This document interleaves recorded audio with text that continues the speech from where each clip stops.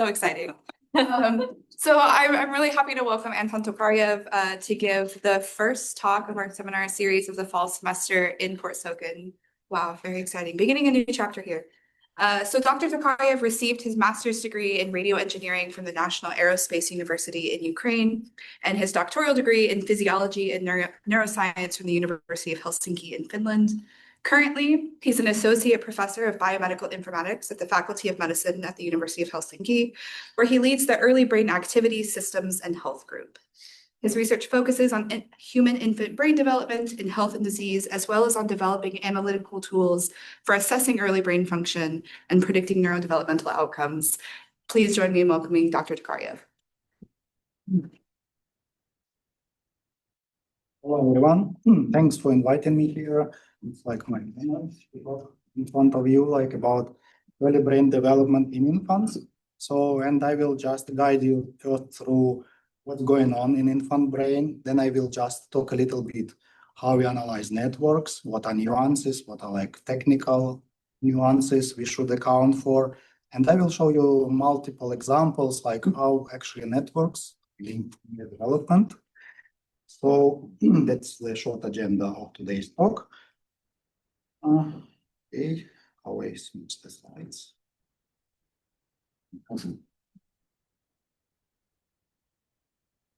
Yes, first I will talk about early brain development, genesis of networks. What's going on in the brain, young infants. So you can see here like just sketch how different structural connections develop in young brain. So you can see that the growth of the structural tracts, it's not random. Yes, it's like has own pattern, so it has own targets. First, you see this thalamocortical. Can you see like yellow? In utero, thalamocortical connections develop and cross-hemispheric connections develop. This is all about like growth of the structural networks. The structural networks, macro-scale networks, will support functional networks later with the development. Next, at the same time, you see a very active formation of microstructural networks. And you can see like example what's going on in the cortex. In newborn, you have just about 90 billion neurons, 100 trillion synapses. And if you think about already like 2-year-old children, so they are like volume of the brain, it's about 80% from adult one, but they have about the same number of neurons, yes, 90 billion, but 1,000 trillion synapses. So it's about like 15,000 synapses per like neuron. So formation of like large scale and micro scale networks is very dynamic.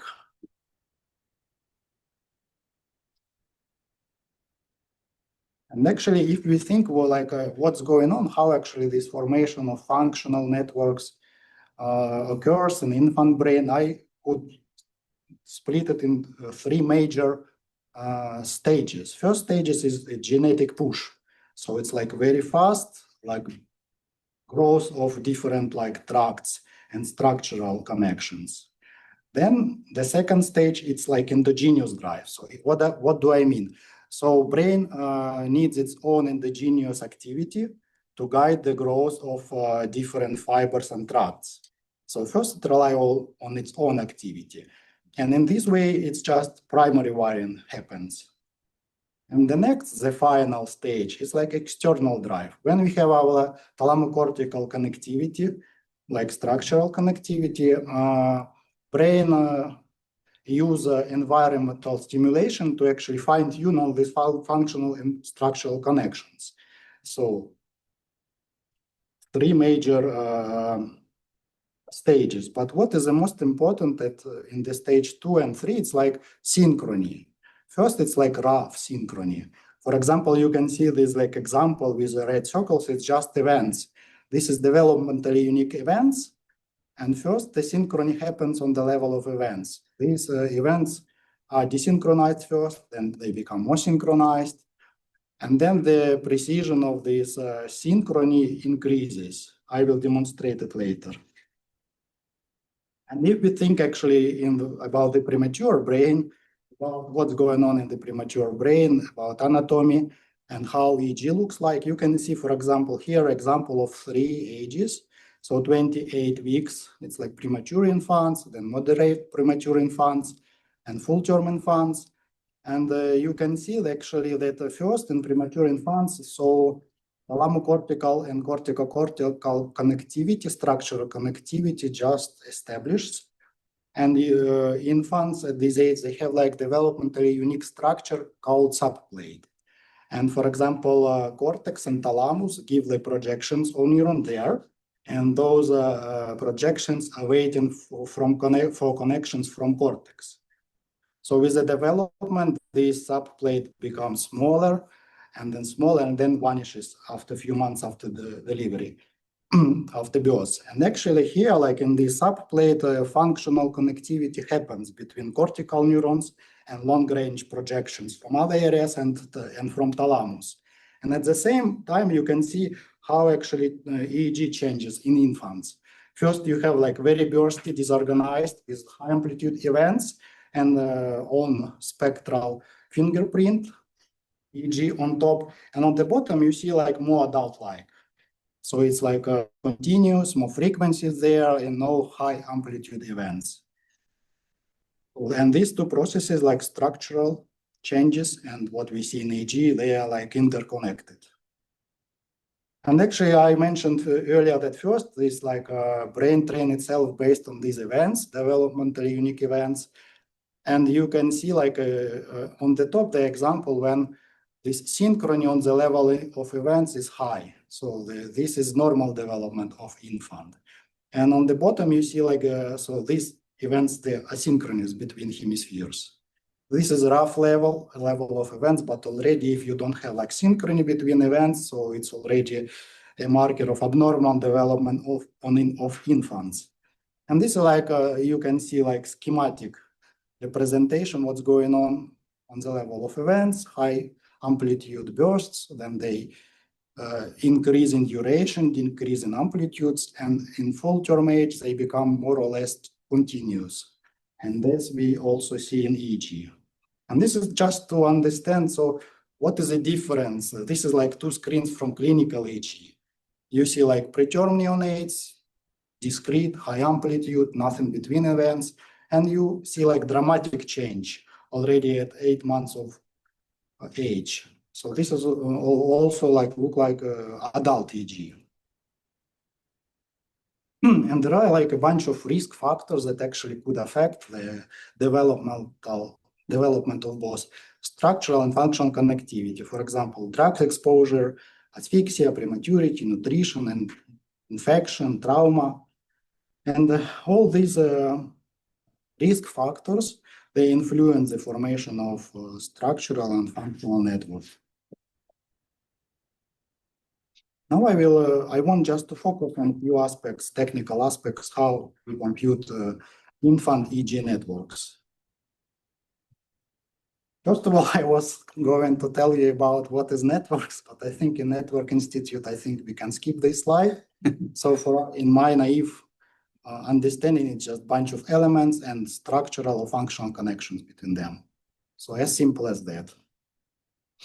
Yes, and like for infants, we can compute EEG a very traditional way. In many clinical studies, you can see the computational of networks. It's just on the level of EEG. You take EEG sensors as a hubs, you take EEG signals, and compute like some functional connections between them. But also nowadays, more and more studies, they try to use also like source reconstruction, and they work directly with like cortical regions. So for that, we need, of course, like head model of infant brain. And in this case, we work with regions of interest on the cortex and use their activity to compute functional connections between all the cortical regions. So usually like it's probably simple way to generate a cortical head model, but it's quite efficient way. Yes, so you need actually anatomical MRI of infant head. you segment this MRI into like at least 3 shells. So skull, scalp, and cortex. So cortex is your now like a source space, and the sensor space, you put the EEG electrode there and just compute one matrix that brings you like from EEG scalp signals to cortical signals. But there are like actually some nuances. For example, like conductivities. So skull is more conductive in infants, yes, compared to adults. I will tell you about this later. Also like cortex, the cortical gyration is also a very important thing. Why it's important thing? Because you can see like in our model what we use actually, so how actually cortical size and gyration changes with the development. It happens just within like 2 months. So you see like more smooth cortex and it's dynamically like grow and fold. And why folding is matter? Why it's important folding actually? Because you see these yellow like blue arrows, it's just dipoles. That because we simulate activity, cortical activity with dipoles, and the direction of these dipoles matter for source reconstruction. So if we like in preterm infant, you have like smooth space for sources, so the orientation is like it's one story. But in full term infants, you have more variation in this orientation. So it's very important to account like for the duration at different ages. Depends when what age EEG you analyze. Also, like I mentioned earlier, that actually volume conduction, actually in general, like, tissue conductivity is a very like important factor to do proper source reconstruction. And in adults, in adults, skull first of all thicker. Yes, it has more air, more bubbles, and that is why sources in adult they like leak for wider fields when they approach the scalp electrodes. In neonates, the skull is thinner, it's more liquid, and that is why I would say that sources like they don't leak for bigger areas, but they're like more focal. So that is why it's very important to put like high density EEG caps to capture this focal activity in infants. But to be honest, I think in infants also the sources of cortical activity is broader compared to adults. So like bigger areas of cortical neurons generate about the same activity. And actually, like this, a number of electrodes is very important for source reconstruction. Because here we actually did 2 studies. In one, we just simulated cortical activity and computed like for 4 different situations when we measured 19 electrodes, 32, 64, and 124. And the same we did actually with the real data, but in real data, what we did, so we used as a ground truth the highest density situation when we used 124 electrodes, and we just downsampled from 124 electrodes to 32, 19 electrodes, and we just show the maps of the quality of the source reconstruction. And we see, of course, that like more electrodes is better, what is logical. But I would say my recommendation would be like for infants, at least 64, it's probably more optimal. It's twice lower than 128, but it gives you quite reliable reconstruction of sources.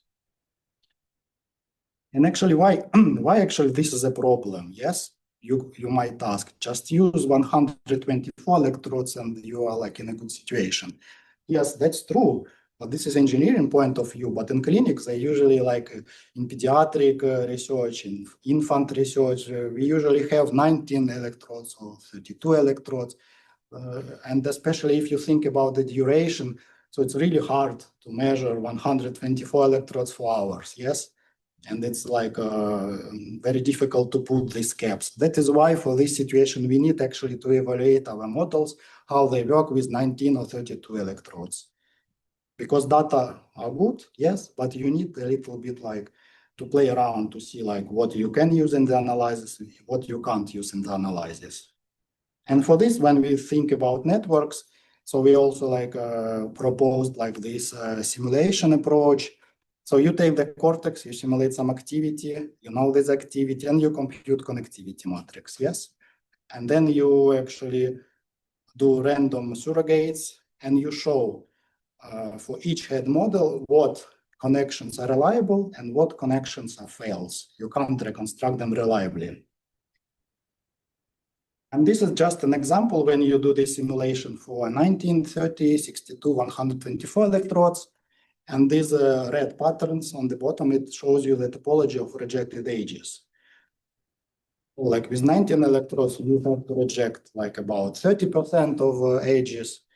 With 32 electrodes, you just reject 2. And you see the change between 62 and 124. You increase your number of electrodes almost twice, but it gives you just plus 2% in good connections. And actually, like, what is my message? Like, why we need to do? So this is always a good idea to test your model, because like intuitively, it's clear when you have not enough electrodes, you can't reconstruct all the sources, but you can still do that. So it shouldn't stop you from doing like source reconstruction. You just need to do like some simulations, in even very simple simulations. It also relates not only for infants, but also to adults. So you put some activities that, you generate like from that activity, fake EEG signals and reconstruct back. And you compare what you can like really analyze, what connections you can reliably reconstruct with this head model and which connections you should reject. This is very simple procedure, but it's kind of sanity check. It helps you to know what is like, what you can trust in your analysis.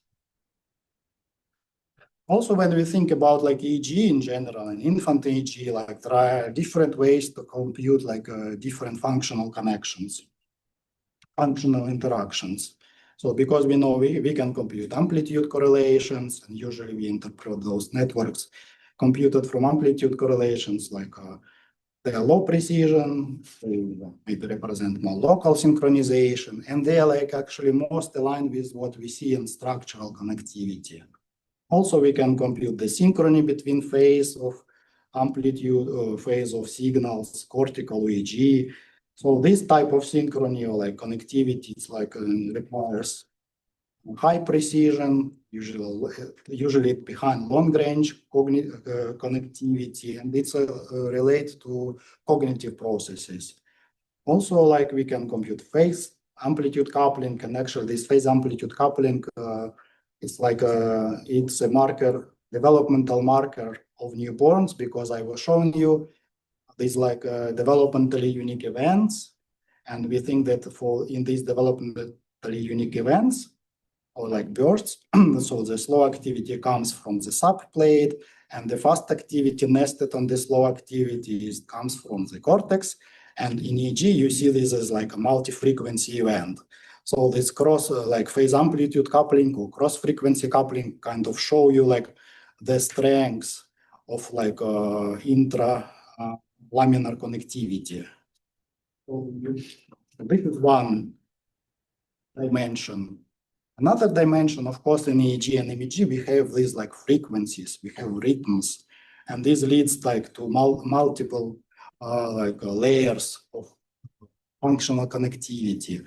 And if we think about the infant EEG, so this is just an example of these developmentally unique events. They are called spontaneous activity transients, and you see the fingerprint. This is wavelet decomposition of one of these events. And these like different like frequencies, they might have like different patterns of connectivity. So this is another like dimension of complexity in EEG analysis. And of course, like in most studies, people use so we use an infant EEG like mostly like sleep, but sleep because first of all, like babies, most of the time they sleep, and you can get more reliable, like technically reliable signals during sleep, so less noise. For example, during wake stage, so it's very noisy EEG activity. You should be really like careful how to clean this type of like EEG during wake. So most of the time, like people do like EEG during the sleep. But again, so sleep states in the matter, yes, because in infants because we know that in adults there are different stages of sleep, yes. In infants it's a bit simpler, but they also have stages. You can see like two examples. So you see like active sleep on top and quiet sleep on bottom. So you see that EEG waveforms are different. Active sleep, it's like precursor of REM sleep, and quiet sleep is a precursor of non-REM sleep. So you see that EEG forms are different. Yes, this is both sleep EEG. Waves are different. If you just analyze some cortical, the most strongest cortical pattern during one state and during another state, you also see that different networks support these different sleep stages. And if you think about functional organization of the brain, the functional modules during these sleep states, they are also different. So that, what does it mean? So we shouldn't mix sleep states when we measure infant EEG. So I think it's wrong when you just take piece of sleep EEG and analyze as it is. You need to do some classification, yes, because these active and quiet sleep, they are completely different sleep stages. Now, I want to show you a few examples actually why about like impact of early life vertices on infant brain networks. So first, I would like to show you like the influence of in utero exposure to medication. So like we did like this study. So we studied what is the impact of in utero exposure to AD on brain function. So what does it mean? So mothers were treated with different anti-epileptics during pregnancy, and we wanted to see how these like effects of in utero exposure are seen in full-term newborns, if these anti-epileptics somehow affect the infant networks. And this is actually the like just very classical pipelines that we use, and we use that in all other like works that I will show you later. So you see like this multi-channel EEG recording, then you classify your sleep EEG into states. You have active sleep, quiet sleep, then you do source reconstruction and then compute cortical signals. And in this case, we computed phase coupling. So we obtained some patterns, and then we checked how these patterns actually relate to neurodevelopment. And like we also tried to find like if these patterns that show the effects, the most effective, they somehow connected to cytoarchitectonic profiles in infant brain. So, and what we found actually, so in utero exposure to anti-epileptics disrupt sleep-related dynamics in newborns. So what does it mean? The idea of this biomarker is very simple. You check how brain goes from one sleep state, active sleep, to quiet sleep in AD group compared to healthy controls. And what we found that actually we found like networks that show significantly different reconfiguration during this sleep transition. And the differences in this reconfiguration were related to both neurological scores and later neurodevelopmental outcomes, more specifically to fine motor scores at 2 years of age. So the sleep dynamics were altered in these infants. And by the way, very interesting, because like that, when you look at these subgroups of anti-epileptic drugs that were used before you saw general effect of all anti-epileptics, subgroups, they had like fewer subjects, but we still managed to see what patterns were affected like more. And actually you see that the different like treatment, different medication affected different patterns in the brain.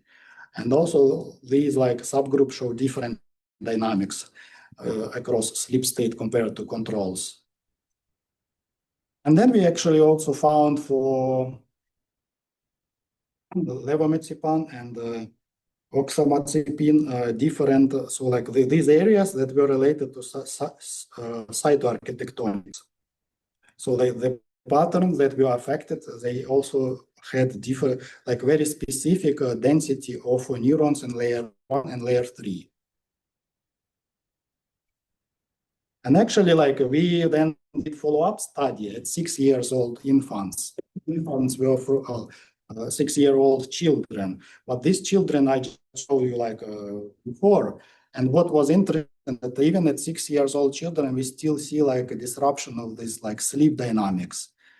And these disruptions also were connected to behavioral correlates. It was like related to processing speed index and perceptual reasoning index. So it means that like it's long-lasting effect. ADs, in-utero exposure to ADs has long-lasting effect, at least seen in this like disruption of sleep dynamics. Actually, we did a similar thing with actually SRI. SRI is like serotonin reuptake inhibitor. It's just antidepressant.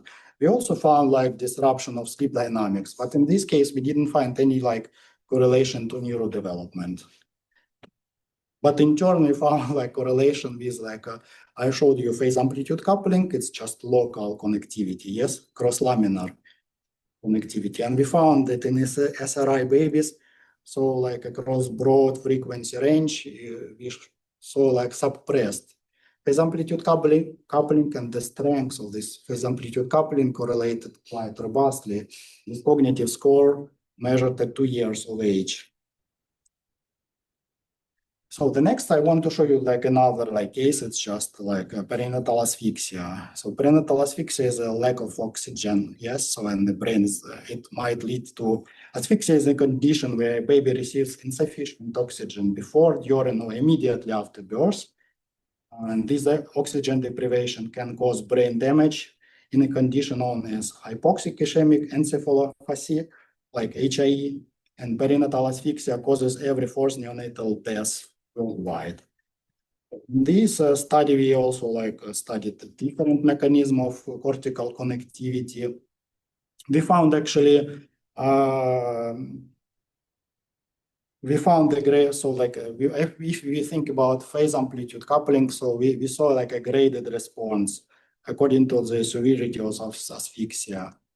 Like these different colors here, like for C means like controls, PA, perinatal asphyxia without HAE. HAE is like mild, and HA1 is mild degree, and the HAE2 is like a moderate degree. So we saw the response of asphyxia is like as a function of like a degree of damage. And here we tried also like to see if these like perinatal asphyxia somehow affect the large scale networks, but in this case we computed on the scalp level, these connectivity networks, amplitude networks, and phase networks. But actually we didn't find like a lot of differences in long range, only few. For example, controls and perinatal asphyxia without HAE had lower connectivity only in amplitude networks compared with the moderate HAE. But we didn't find anything like on the phase networks. But we did a follow-up, and we studied the same infants at 2 years of age. And here we actually found a lot of network differences in amplitude and phase networks. So we found that state and frequency specific effects on cortical activity in networks were observed even in perinatal asphyxia without HAE. These effects were not seen in infants, suggesting that they become like apparent later in development. So we were not able to find them like in full-term infants, but we found them like 2 years of age. And this is like this is also we found like very massive differences in infants with HAE compared to controls. Those like differences were global in amplitude networks and were more constrained and frequency specific in phase networks. The last case I want to demonstrate how early life, like preterm birth, affect the infant networks. First of all, like what we did here, we just analyzed the strengths of connectivity between different regions, like between central frontal, like this like matrices, like boxes, yes, with blue and red squares and empty squares show actually significant differences in connectivity strengths across different frequencies and between preterms and full terms. And we found actually a lot of differences between different regions, but they were like clustered also in the frequency domain. So like we interpret these results like infants born preterm, they develop their own developmental trajectory. What you see not only like in connectivity strengths, but here you see similar analysis. This is like, this circle is backbone. So this is the strongest networks in each group across different frequencies and sleep states: active sleep, quiet sleep, healthy controls, early preterms. And you see that actually in control, so those backbones are like stronger. So it means that like networks in healthy controls is more coherent. They are more similar across different subjects. But in infants, there are a lot of variation. So maybe like each infant try to compensate and find like the better organization for itself. And when you look at the different, on the difference at the global group level, just when you average infants together, you see a lot of variation. That is why these backbones are not so strong at full term age compared to full term controls. So organization is like not as coherent as in healthy controls. And also like these differences in connectivity, the strength of connectivity in different networks were quite robustly correlated to neurological scores. So this is a few examples. So UCFF, like frontal network, and this network shown with these green lines there, how they correlate with different neurological scores. And actually we were interested, it's just random effect, or it's like really true. So we actually reproduced the same study, but we used like full term controls. We combined multiple other groups of infants of the same age.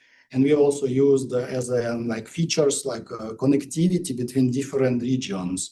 And we found that indeed actually connectivity between different anatomical regions is quite promising like biomarkers to predict neurodevelopment. So like we reproduced that using like machine learning. I think it was as a support vector regression. Very simple method, but we reproduced actually the idea that features computed from just connectivity strengths from different regions is a nice predictor. Yes, and this is like my most favorite topic. It's emergence of synergistic brain during early maturation. And actually here we analyzed a very nice data set. Yes. Here we analyzed a very nice data set, American data set. So our colleagues from Columbia University Medical Center did a great job. They run like family nurture intervention program there in Columbia University. So they collected high density EEG from 135 infants, and they collected data longitudinally between 33 and 45 weeks. So we use this data set. Then we did like computed these cortical models, and we computed these cortical signals. Then we use this O information marker that shows the balance between redundancy and synergy. And we then just checked what is the clinical meaning of this like synergistic or information marker, and does it like correlate to cognitive outcomes. And actually, and in this family nurture intervention group, we had two subgroups. It's just one group was like treated using emotional connection approach, and one group was treated like with a standard approach in clinics. I will show you later what does it mean. So like a synergy and redundancy, like, so my naive understanding of this synergy is like orchestra. So you have like different instruments, but they get together and they play like a symphony. It's something more than just individual parties. And the redundancy is just like, think about like parade. When a lot of people doing exactly the same moves, they do exactly the same function. If you remove few people, you will still could like interpolate what they are doing. So this is a redundancy. And actually this like all information shows the balance between synergy and redundancy in the brain. And what's interesting, like when you just compute these, you can see like different frequency bands, yes, but trends are quite strong across a broad range. So we can see that around full-term age, the infant brain dynamically transitions from redundancy-dominated to synergy-dominated system. So it becomes more complex, more rich information. Yes, and when you just split like these scattered plots in different bins, age bins, and compute what is the size of this, like the most synergistic system in the brain. And like each line here, colorful line represent like age group. And you can see the dynamic change in a synergistic core happens like around full-term birth. So, and when we decided actually to visualize the spatial patterns of these full-term births, so we ended up with these like patterns. So like you see these like cortical areas, color coding. So in preterm infants, you see very strong cluster of the most synergistic subsystem in the brain is like consists mostly of frontal areas.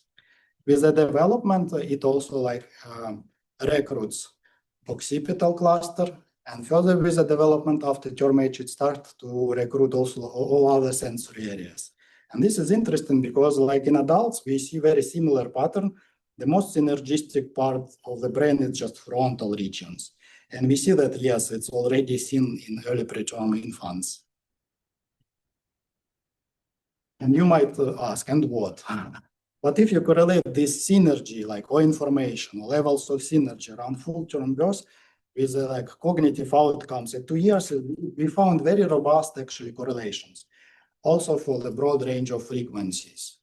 And we did like one test to check if we regressed also like conceptual age at EEG. So to exclude this like just dynamics of changes in the brain, yes, because these around full-term age included 3 weeks between like the youngest and the older infant. So, and we regressed this like age at EEG, and we found that still there, the correlation with outcomes is very strong and robust. So more synergistic brain you have, the better development, better neurodevelopment later. And this is very exciting finding, I think, like I mentioned about standard care group and family nurture intervention group. So like we just analyzed what is the trajectories, developmental trajectories of the synergies in the brain. So you see like different frequency bands, and you see gray line shows that standard care infants were treated with just normal like protocols that are used for most preterm infants. Family nurture intervention group was treated also with the same protocol plus enhanced family nurture intervention. What does it mean? That like they train mothers to establish like emotional connection with infant to support its recovery. And you can see actually that actually is a dark red is a trajectory for family intervention group and gray standard care group. And we see this FNI of family nurture intervention actually changes the developmental trajectory, like for preterm infants. And we found like around full-term age, we found like significant differences in the trajectories. So this is quite a powerful tool, actually, this mother-infant emotional connection is very, very powerful and natural, yes, tool to support this brain. And I would like to conclude that, first of all, infant brain is not miniature adult brain, just dynamic, it's super dynamic, because we know that brain is dynamic, but infant brain is super dynamic in many senses, yes. This analytical pipeline, when we analyze infant EEG, should account many nuances and aspects, how like cortical duration, like skull conductivity, number of electrodes, what functional interaction we check, like during work sleep state, and so on and so on. So environmental factors affect early network formation. and early network hold vital information about neurodevelopment. And I would like to thank you all for listening to my talk, and I would like to thank my colleagues and collaborators. So thank you so much.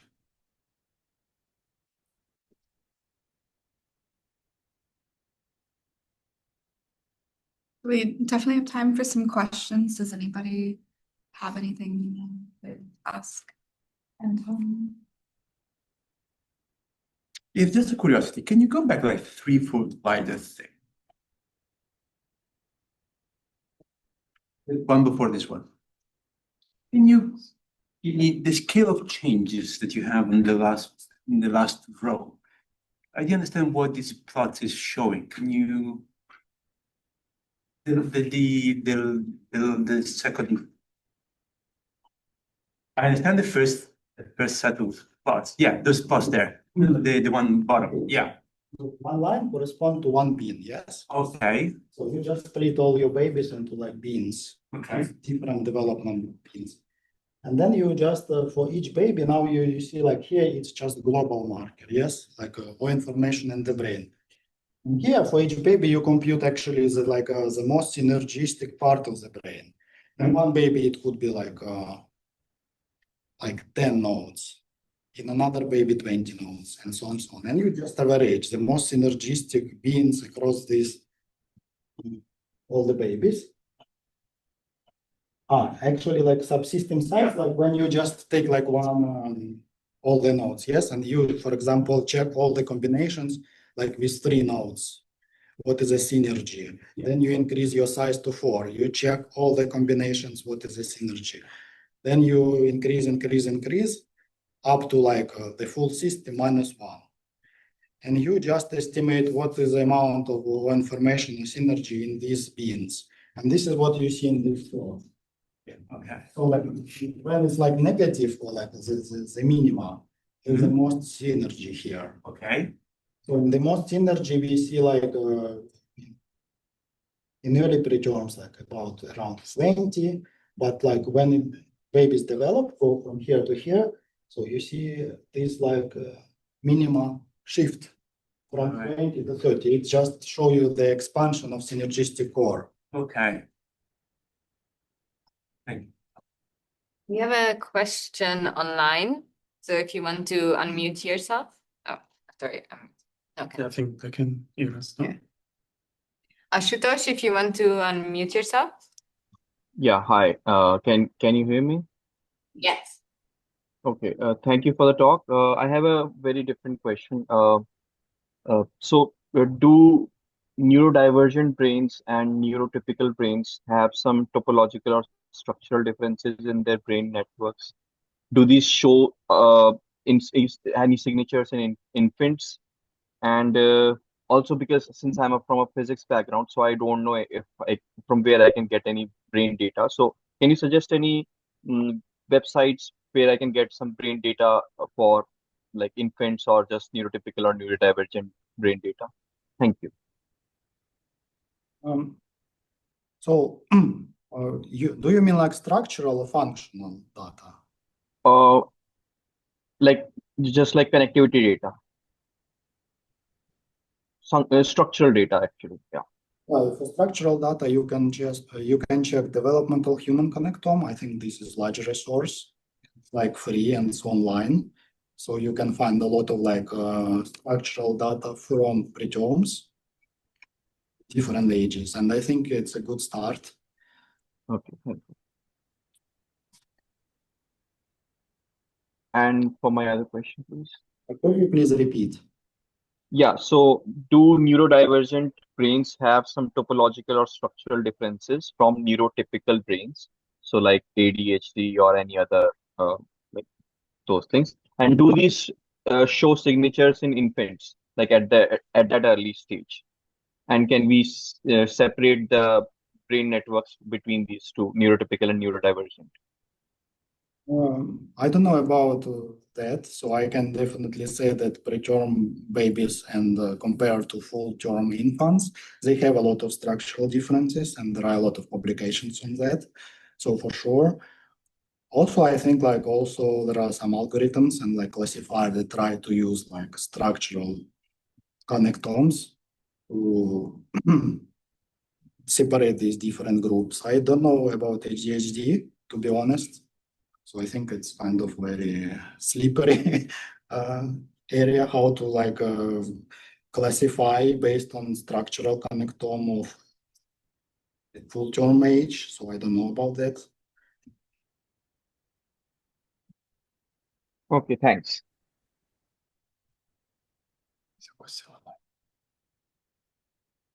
Your question?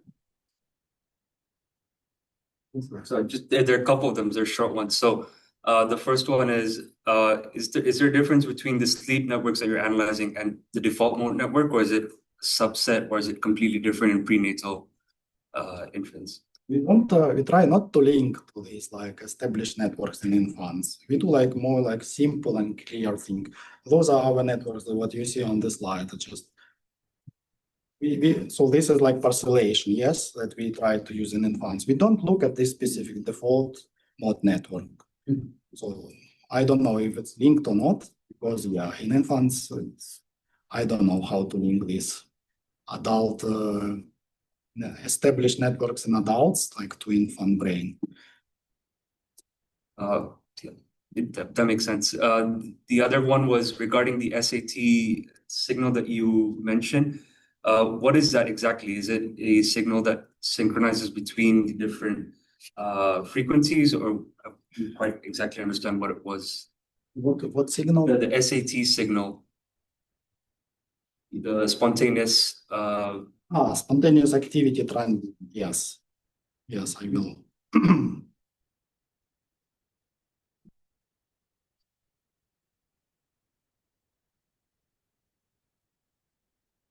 Like this one, yes? Yeah. Yes, and what's your question? So what are they? What are these SAT signals exactly showing, though? Oh, look, like this is like because yes, like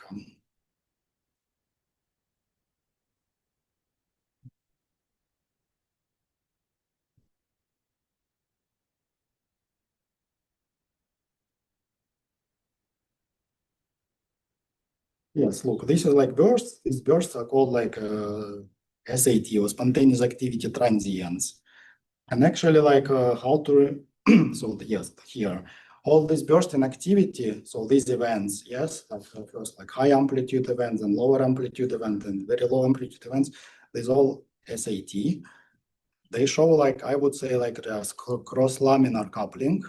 So how this slow wave that we think comes from subplate and trigger cortical activity in the cortex. Yes, how this slow wave activity from subplate is coupled in time with this fast activity from cortex. So this is like cross-laminar coupling, cross-frequency and cross-laminar coupling. How this activity in different layers. Let me show you one more. Yes. Yes, this one. Yes, look, this is EEG signal. You see, like when you look at phase amplitude coupling.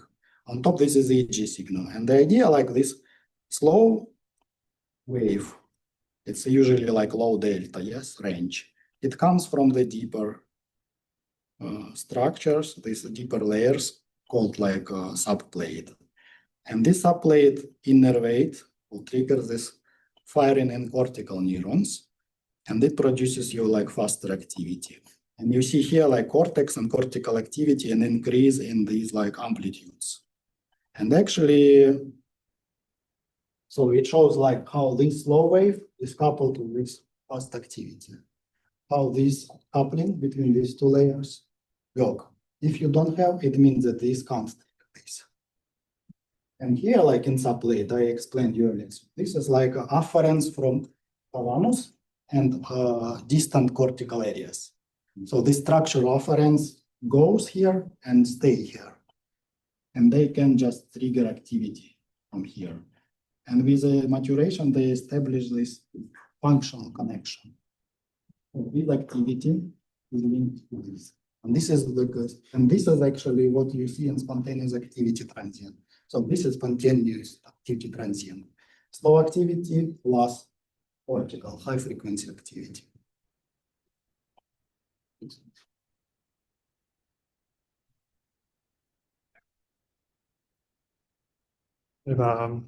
It's more a curiosity than a question. Is there any specific reason, like methodological or technological, for which you're using EEG data? Like, is it difficult to get other kind of imaging data from infants? Or... Don't want to start holy war. In clinics, it's the most popular tool, especially for infants, like this EEG.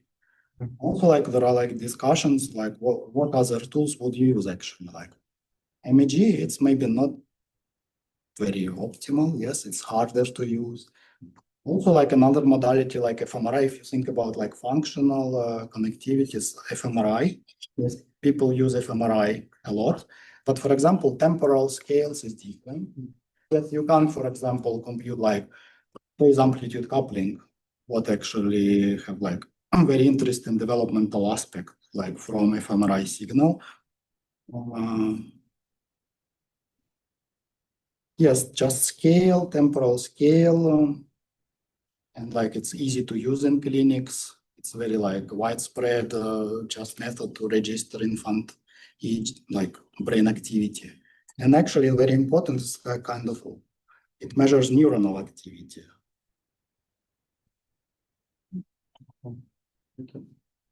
We have a question online. Do you mind if I read some? So it's from Luc Berthouz. Could the speaker speculate as to the kind of structural change that might explain the transition towards more synergistic brains over development, for example, presence of specific motives? Well, I can't tell you anything about motives because I didn't analyze it, but also like what I can think, it's just what we see, it's like more like developmental or functional specialization and increase in modularity. Or like a brain shifts at the same time from highly integrated mode to more modular mode. Yes, and I think it would be behind these changes in synergy.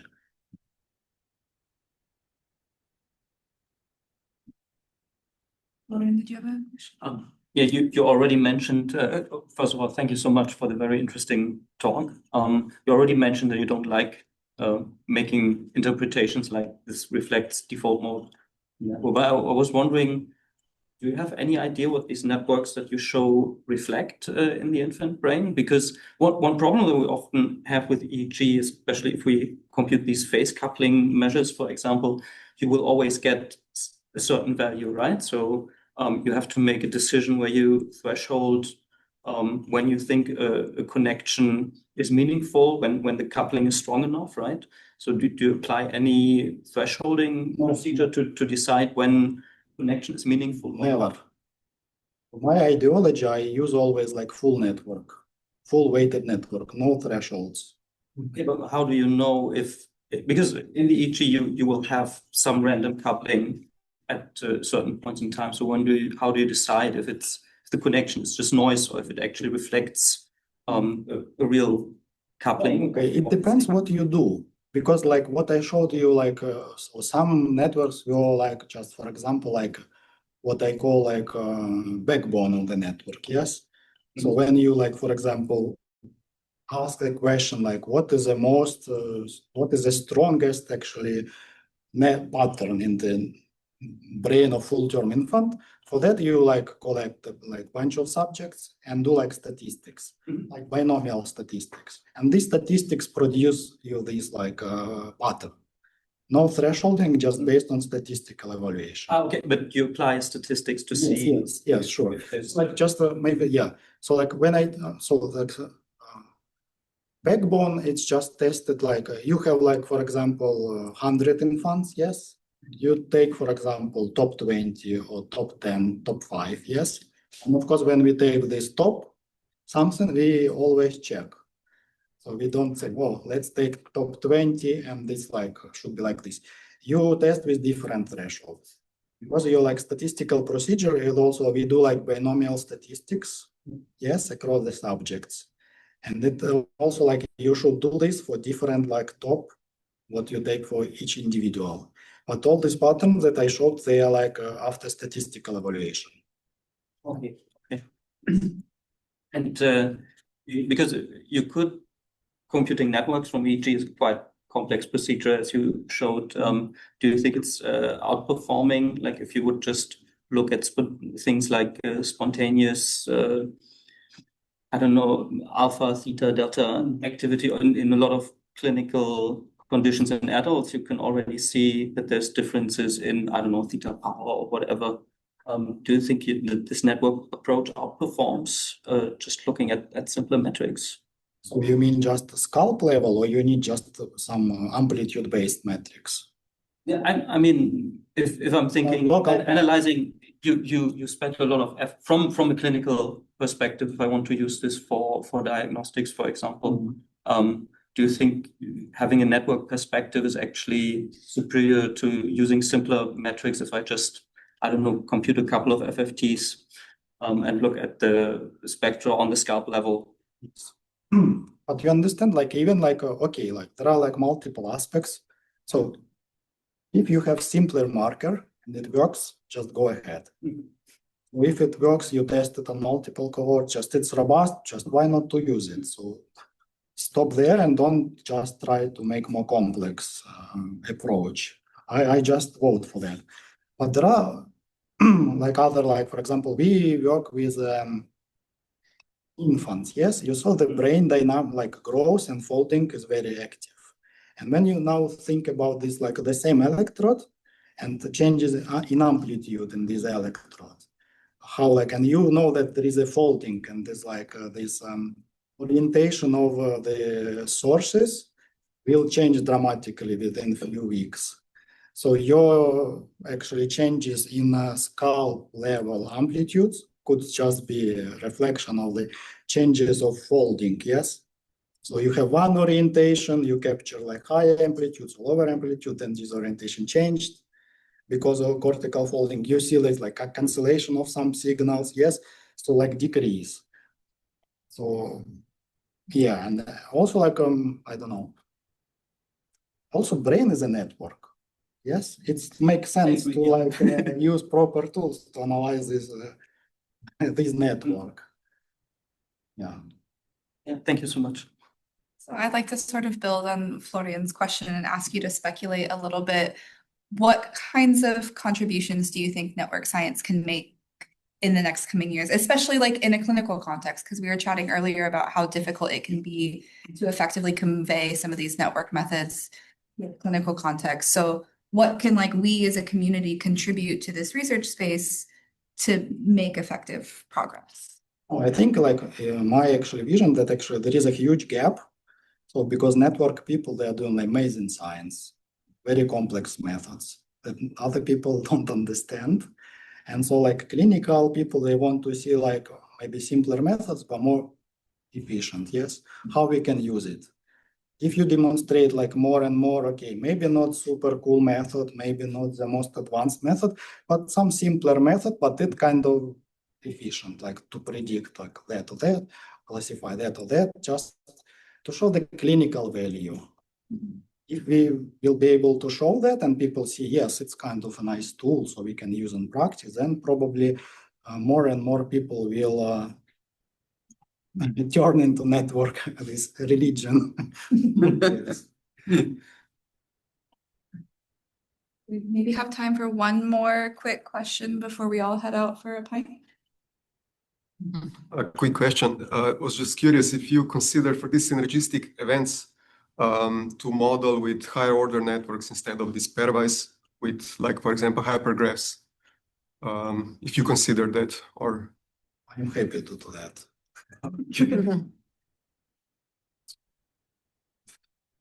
But no. If you have clear ideas how to do that and what we want to show, why not? Yeah. That sounds like a fun conversation to maybe have over beers. So let's thank Anton one more time for his wonderful talk.